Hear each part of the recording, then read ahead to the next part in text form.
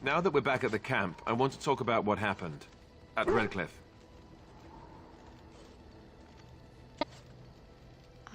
You were there. You saw what happened. Yes, I know. I've had some time to think about it now. I just wanted to thank you. You went out of your way to save the Isle's family, and you did it. Even though it would have been easier not to. There's been so much death and destruction. It makes me feel good that at least we were able to save something. No matter how small. I owed the Isle that much.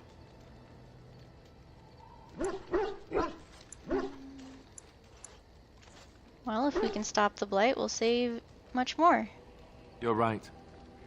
Hopefully, by that time, there's still enough of Ferelden left to save. Good. Now that the warm, fuzzy part of the day is over with, we can get back to the ritual dismemberments. Oh, wait, it's not Tuesday, is it? Inspired moderate constitution. Well, hello! Welcome back to Let's Play Dragon Age Origins. So last time we were at the Dalish camp, and I decided I wanted to come back to camp and talk to Zevran before we moved onward. So, yeah. Here, look at this. Do you know what this is? It's a rose. I picked it in Lothering. I remember thinking, how could something so beautiful exist in a place with so much despair and ugliness? I probably should have left it alone, but I couldn't. The Darkspawn would come and their taint would just destroy it. So I've had it ever since. Which means it's probably dead by now, but that's a nice sentiment. I thought that I might give it to you, actually.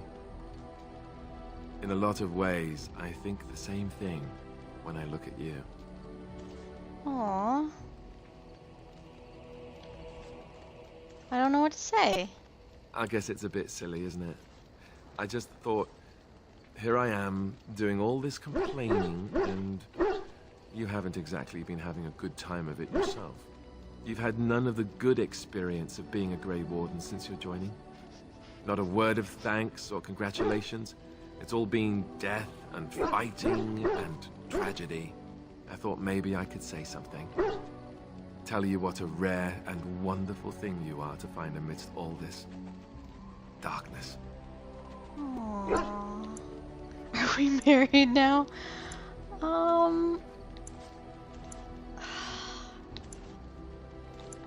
I do feel the same way, but there's a but at the end of that.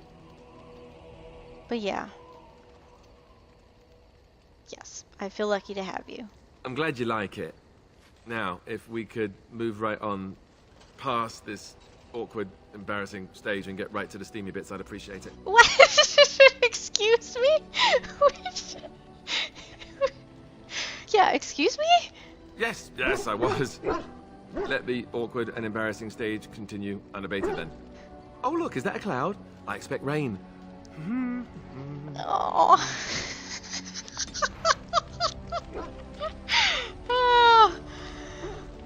You're cute when you're flustered. Okay. I might need to have a talk with you later. Not right now. Zevran. Here I am. Care to answer some questions? Oh, this should be good. Go ahead. What does it take to become an assassin? Well, the Crows would have you believe that it is an involved process that takes years of training. The sort that tests both your resolve and your endurance. Survive that process and maybe, just maybe, you're good enough to start being considered one of them. But quite frankly, the truth is that all it requires is the desire to kill people for a living. It's surprising how well one can do in such a field. It doesn't take any special skill? I don't know about that. It's simply a slightly different skill set from your average killer as I see it. An assassin simply specializes in striking from stealth, and in maximizing that first attack to be as lethal as possible. Debilitate your foe, either by poison or by crippling their limbs, makes any follow-up combat you need to engage in that much simpler. You always use poison then? I do. It is not something inherent in an assassin's skills, however, merely something complementary. Of course, the crows like to pretend that their abilities are trade secrets, shrouded in shadows and wrapped in a blanket of mystery. So let's just keep this between you and me, shall we? Hmm? Here I am. Can you teach others to be an assassin? Oh, I certainly could, but I won't. I swore to the crows that the things they taught me were to remain a secret. And while, yes, they are already angry at me, I'd rather not push things, you see. It could be important, though. You need to learn the arts of the crows in order to slay Darkspawn, do you? You seem to be doing fine as it is. If you are truly insistent, well, let me think about it. The crows are already angry at me, yes? Who knows? Here I am. I have some other questions. Oh, this should be good. Go ahead. Why did you want to leave the crows? Well now, I imagine that's a very fair question. Being an assassin, after all, is a living, at least as far as such things go. I was simply never given the opportunity to choose another way. So, if that choice presents itself, why should I not seize upon it? So, you're bored? I don't know that I would put it precisely that way. I was but a boy of 7 when I was purchased. For 3 sovereigns, I'm told. Which is a good price, considering I was all ribs and bone and didn't know the pommel of a dagger from the pointy end. The crows buy all their assassins that way. Buy them young, raise them to know nothing else but murder.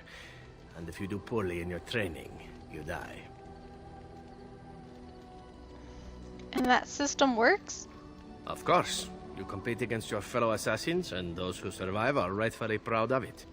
In Antiva, being a crow gets you respect. It gets you wealth. Gets you women. And men. Or whatever it is you might fancy. But that does not mean doing what is expected of you always. And it means being expendable. It's a cage, if a gilded cage. Pretty, but confining.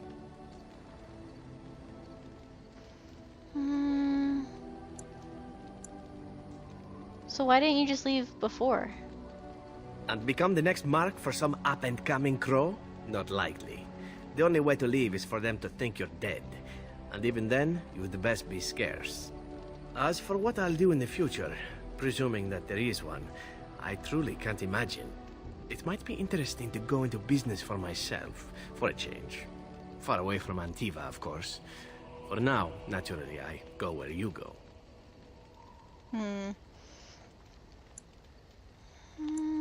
Won't the crows eventually find you? Eventually can be a very, very long time, if one plays one's cards right. Come now, enough chit-chat. Talking about the crows summons them, you know. Any Antivan fishwife could tell you so. Oh, he disapproved. Huh. Here I am. I got more questions. Oh, this should be good. Go ahead. Do you enjoy being an assassin? And why not? There are many things to enjoy about being a crow in Antiva. You are respected, you are feared. The authorities go out of their way to overlook your trespasses. Even the rewards are nothing to turn your nose up at. As for the killing part, well, some people simply need assassinating. Or do you disagree? You've never killed an innocent? Now there's an interesting word, innocent. How many men do you know who can claim to be truly innocent? But if you're talking generalities, such as children and relatives and bystanders and such, never on purpose. But it happens. It's unfortunate, but death comes to us all. If not me, then some wasting disease, or a fall down the stairs, or at the hands of a Darkspawn. It's all relative in the end. I guess that's practical. Death happens, as we like to say. And when I get paid for it, death happens more often. As far as enjoying the act of killing itself, why not? There is a certain artistry to the deed. The pleasure of sinking your blade into their flesh and knowing that their life is in your hands. Yeah, I can't say I enjoy that myself. It is not pleasure, per se. Nothing sexual. It is more a sense of satisfaction. A feeling of power. Does that make sense? No matter.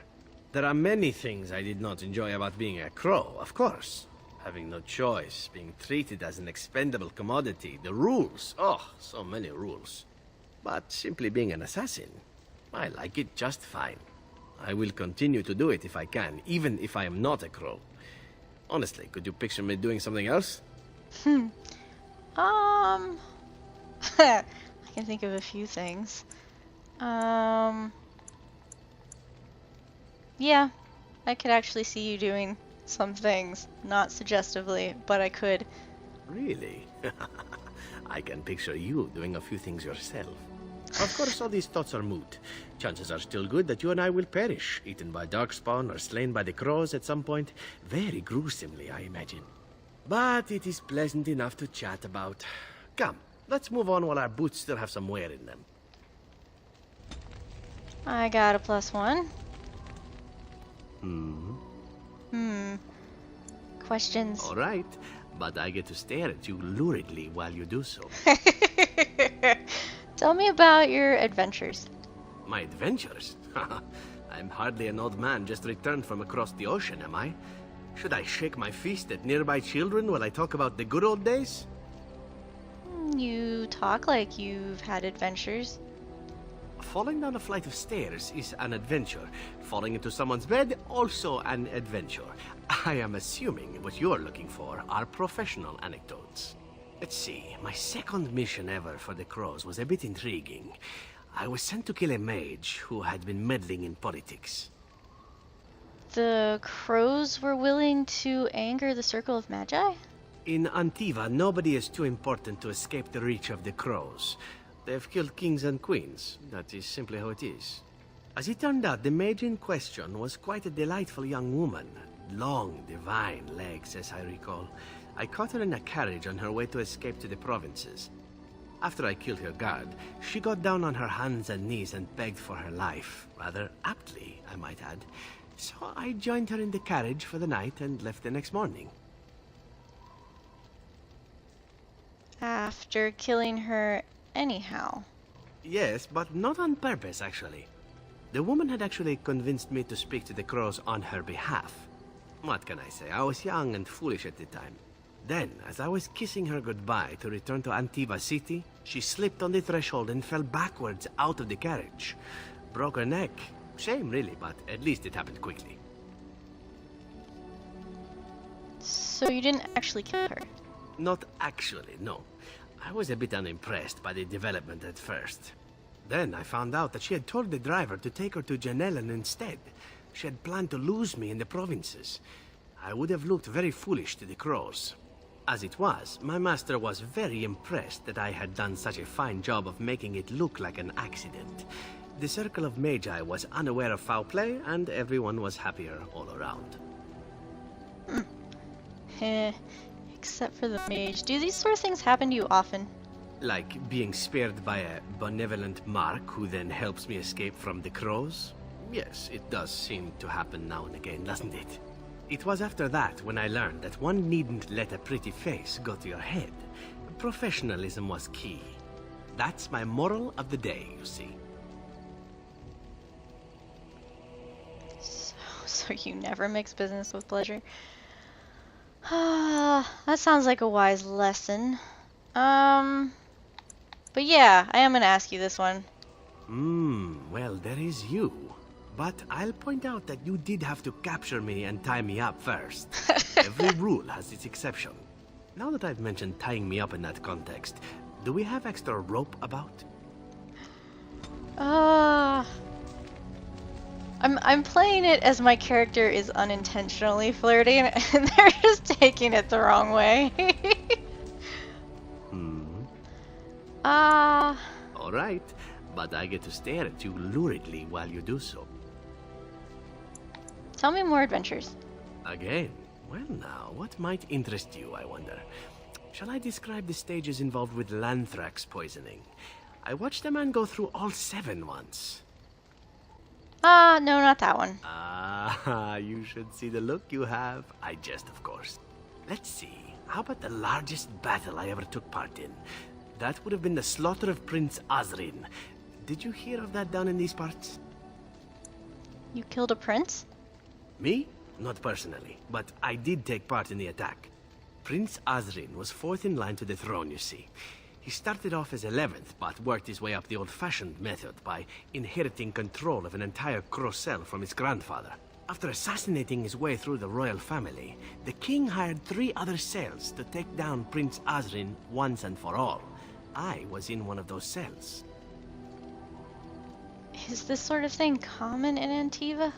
Antivan royalty is very much bound up in the Crows. You wouldn't want it run by a bunch of commoners, after all, would you? And this means they get involved in politics quite often. This particular fight nearly bankrupted the nation, I understand. It almost ended up putting a crow on the throne, a commoner. But that's a whole different story. I played a very small part. What did you do? My part in the entire battle was taken up trying to reach Princess Verina, who had thrown in with her brother. I killed about 11 of her guards personally before I got knocked out of a window. I landed in a river and nearly drowned. I was fished out by some urchins who robbed me blind. Made off with my boots, too. At least they didn't cut my throat. And that was my part in history. You got robbed by urchins? I had to find my way back to the safe house, bruised and naked, and thankful to be alive. But there you go. Tale told. Let's be off before I tell more embarrassing stories, huh? I ask him about his adventures, and he keeps disapproving. All right, but I get to stare at you luridly while you do so. Well, the only one that's really worth telling is the story of the mission right before I came to Ferelden. But no, I would rather not. I shouldn't have said anything. Why not? Nothing that I would prefer to speak of. Perhaps another day, I'm sorry. Aww. Yeah, there was a what do you think of the Dalish question. And now it's not here. All right, but I get to stare here at it you is. luridly while you do so. Yeah, what is your opinion of the Dalish? I know little enough of the Dalish other than the fact that my mother was one, or so I was told. She had fallen in love with an elven woodcutter and accompanied him back to the city, leaving her clan behind for good. And there, of course, the woodcutter died of some filthy disease and my mother was forced into prostitution to pay off his debts. Oldest tale in the book. That's horrible. Is it? It seemed normal enough a tale growing up. No different than the other elven boys in the whorehouse. I didn't know my mother either, of course. She died giving birth to me. My first victim, as it were. Oh. We were all raised communally by the whores. It was a happy enough existence, ignoring the occasional beating. Until eventually I was sold to the Crows. I brought a good price, so I hear. I'm sorry for you. Ah, compassion and beauty both in the same woman. It is a delight, truly, though what you say is unnecessary, even if it is appreciated. It could have been much worse. Shall I tell you about what happened to the other whorehouse boys who did not fetch a decent price with the Crows? Surely your life has not been so idyllic. People like you and I are not the product of happy lives of contentment, after all. You can say that again. My original point is that my mother's Dalish nature was always a point of fascination for me. Through all the years of my crow training, the one thing of my mother's that I possessed was a pair of gloves. They were of Dalish make, I knew that much, and beautiful. I had to keep them hidden, of course, as we were not allowed such things. Eventually, they were discovered, and I never saw them again. How do you feel about the Dalish in general? I don't feel anything about them. Oh, we heard about them in the city, even deep in Antiva. I even had the notion once to run off and join them. Naturally, the reality did not live up at all to the fantasies I had constructed as a boy, staring at those gloves. But such is life. Come, enough talk of the Dalish. Let us move on. He approved? I had some other questions. All right, but I get to stare at you luridly while you do so. Tell me about Antiva. Oh, you wish to know about Antiva, do you? The only way to truly appreciate it would be to go there. It is a warm place, not cold and harsh like this Ferelden. In Antiva it rains often, but the flowers are always in bloom. Or so the saying goes. And it has assassins. Every land has its assassins. Some are simply more open about their business than others. I hail from the glorious Antiva city, home to the royal palace. It is a glittering gem amidst the sand, my Antiva city. Do you come from someplace comparable? I'm from Denerim. And it's a fine enough city, I suppose? Though it rather looks like someone spilled all the houses on top of a mountain and called it home, no? Yeah. You know what is most odd? We speak of my homeland, and for all its wine and its dark-haired beauties and the lilo flutes of the minstrels, I miss the leather the most. Is that some kind of euphemism? It may as well be. But not this once, no. I mean the smell. For years, I lived in a tiny apartment near Antiva City's leather-making district, in a building where the crows stored their youngest recruits, packed in like crates. I grew accustomed to the stench, even though the humans complained of it constantly. To this day, the smell of fresh leather is what reminds me most of home, more than anything else. You sound like you've been away from home forever.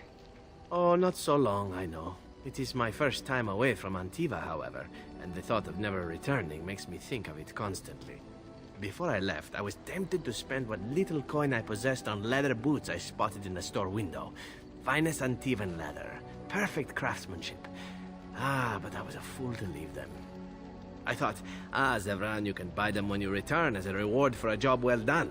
More the fool I, no? Your home's still there, Zevran. True, and it's a comforting thought. One simply never knows what is to come next. How could I have suspected I would end up defeated by a beautiful Grey Warden, a woman who then spares my life? I could not.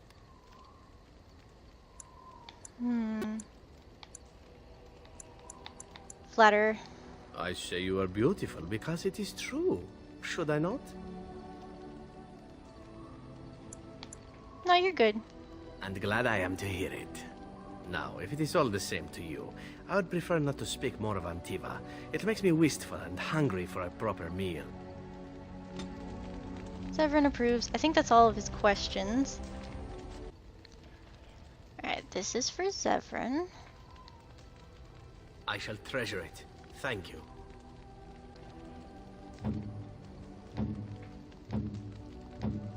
This one's for Morrigan. A fine gift.